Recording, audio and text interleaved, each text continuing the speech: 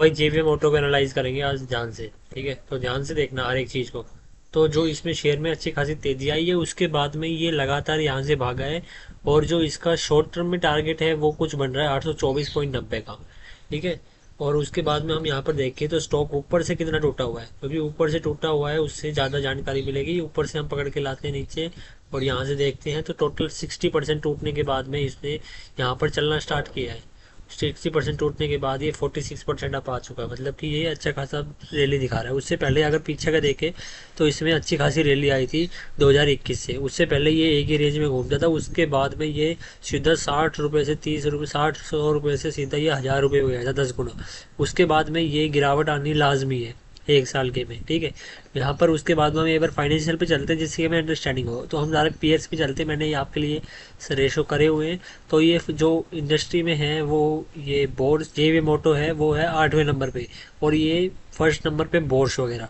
तो इसका अगर हम बिजनेस देख लेते हैं एक बार, तो बिजनेस देखें तो यहाँ पर क्या है एक बार पढ़ लेते हैं फटाफट। Incorporated in 1983, JVM moto limited is an automotive business that manufacture and sell sheet metal component tool dies model and buses including sale of spare part accessory maintenance control bus. तो ये बसेस वगैरह बनाते हैं, spare parts भी cell करते हैं। और ये 1983 से कंपनी है, मतलब कि अच्छी खासी सालों से बिजनेस में है। अब इसके हम यहाँ पर रेशो पे चलते हैं, तो यहाँ देखने की जरूरत नहीं है, यहाँ पीएल्स में पता लग जाएगा हमें। तो आरओसी अगर हम देखें तो यहाँ पर ये बोर्स का 21 का है और इसका 14 का है। तो हाँ, बोर्स के मुकाबले ये जेवीएम ऑटो बहुत कम आरओसी कमा रहा है, और कम कमा रहा है इसलिए 8वें नंबर पे है। ज़्यादा कमाता तो ऊपर होता। उसके बाद में हम आरओ यहाँ पर नहीं, प्लेजिंग परसेंटेज भी 0 है, सही है। और यहाँ पर डेप्ट टू इक्विटी 1.95 की है। एक इस कंपनी के ऊपर में नेगेटिव पॉइंट एक यही है कि डेप्ट ज़्यादा लेके बैठी है। 100 रुपये खुद के हैं और 200 रुपये किसी और के लिए रखे हैं। और 16,000 करोड़ की कंपनी है। सबसे मतलब कि अपनी इंडस्ट्री में नीचे स्मॉल कैप में है ये अपनी इंडस्ट्री के हिसाब से। वैसे 16,000 करोड़ की भी मार्केट कैप कम नहीं होती। उसके बाद में हम यहाँ पर प्रॉफिट लॉस पे चलते हैं। तो सेल्स में बिजनेस पता लग जाएगा कि हाँ बिजनेस में ग्रोथ है, इसलिए सेल्स लगातार बढ़ के आ रही है। 2021 में 2,000 करोड़ की सेल थी। और फिर 2 साल में इसने 3 साल में इसने डबल कर दी, 3 और 1 4, तो 5,000 सेल कर दी, पाँच दो डबल से भी ज़्यादा कर दी। ठीक है। तो हाँ, 3 साल के अंदर में एक डबल होती है सेल्स। ऑपरेटिंग प्रॉफिट मार्जिन 10-12% का है ऑन एन एवरेज। और ये 200 करोड़ से 400 करोड़ प्रॉफिट डबल करा यहाँ पर 3 सालों में। और यहाँ पर ये अच्छे खासे डबल किया, तो इस हिसाब से अगर हम चलाए तो ये 3 साल में प्रॉफिट डबल कर रही है। तो ये 2025 के बाद में ये 2028 तक ये प्रॉफिट डबल कर देगी, 600 से यहाँ पर 1200 करोड़ का प्रॉफिट पोस्ट करेगी इसी हिसाब से। तो अगर हम नेट प्रॉफिट भी इसमें कंसिस्टेंट ग्रो है और हाईएस्ट एवर नेट प्रॉफिट वगैरह है। बैलेंस शीट में अगर हम देखें तो रिजर्व वगैरह अच्छा खासा बढ़ा हुआ है, और यहाँ पर फिक्स एसेट भी कंपनी के बढ़े हैं और गिर नहीं रही है। बोरोइंग्स का एक नेगेटिव पॉइंट है कि लगातार बोरोइंग्स बढ़ाती जा रही है, और कैश फ्लो के अंदर में भी कैश भी आ रहा है।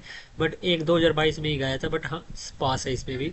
इन्वेस्टर्स में चलते हैं तो ईयरली बेसिस पे यहाँ पर प्रमोटर्स की होल्डिंग्स बढ़ी है, बल्कि यहाँ पर पब्लिक की होल्डिंग्स गिरी है थोड़ी। और पब्लिक में 30% के समथिंग यहाँ पर दिखा रहा है, बट अंदर जाते हैं तो 7 और 7 14 और एक 15% के समथिंग हटा दे तो ओनली 15% ही होल्डिंग है वो नॉर्मल जो पब्लिक के पास में है। बाकी यहाँ पर 85% होल्डिंग है वो स्ट्रॉन्ग प्लेयर्स के पास में है। तो एक पॉइंट तो खत्म हो जाता है, क्योंकि यहाँ पर देखो ट्रेलिंग 12 मंथ्स की सेल्स भी हाईएस्ट एवर है, ऑपरेटिंग प्रॉफिट भी हाईएस्ट एवर है। इतना थोड़ा मोड़ा चलता है, नेट प्रॉफिट भी हाईएस्ट एवर है। तो अगर हम यहाँ पर चले इसके एनालिसिस के हिसाब से, तो ये टॉप से कितना गिरा था, ये यहाँ से लेके ये नीचे गिरा था, ये इतना 60% गिरा था। बट अब भी कितना गिरा हुआ है, 40%। और अगर हम यहाँ से इसको पकड़ के टॉप तक लेके चले, तो टॉप तक लेके जाने में 65% का गेन है। तो 65% गेन अच्छा है। और बट 65% गेन आने में एक साल से ज़्यादा टाइम लेके चला करो। अगर 40% का गेन आता है तो एक साल मान के चला करो, और 40 से ज़्यादा है तो 1.5-2 साल का टाइम मान के चला करो। उतना गेन अमेजिंग गेन होता है, ये जुआ नहीं खेलना होता मार्केट में। और यहाँ पर हम देखें तो इसमें अच्छी खासी रैली आई थी, उसके बाद ये काफ़ी सारा नीचे रहा था। यहाँ पर देखो, यहाँ से लेके हम यहाँ तक चलते हैं तो ये 633 दिन लगे थे, मतलब कि 365। और यहाँ पर 1.5 1 साल इसने लगा दिए, और अभी चलने के लिए स्टार्ट भी है। और यहाँ पर देखो, यहाँ पर काफ़ी बार ये एक ही जगह पे आ रहा है। अगर मैं इसकी ड्राइंग्स मिटाऊँ तो यहाँ पर सारी की सारी, तो यहाँ पर हमें दिखेगा कि ये यहाँ से कंट्रोल एच बार बार स्टॉक यहाँ पर सेम लेवल पे आता है और चलने को स्टार्ट होता है। ये पकड़ते हैं, इसको ऊपर लेके चलते हैं। तो यहाँ से देखे तो ये भी एक टारगेट है 1029 का, शॉर्ट टर्म की टारगेट है।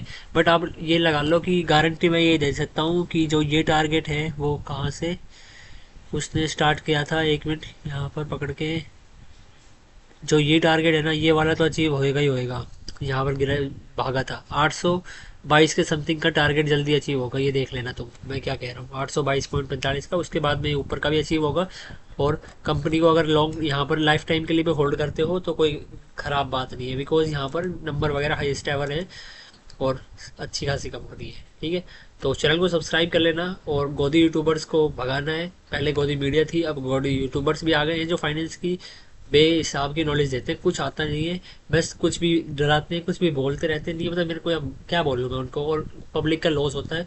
तो ठीक है, अब सपोर्ट करना आप। चलो मिलते हैं नेक्स्ट वीडियो में, तब तक के लिए एंजॉय करो।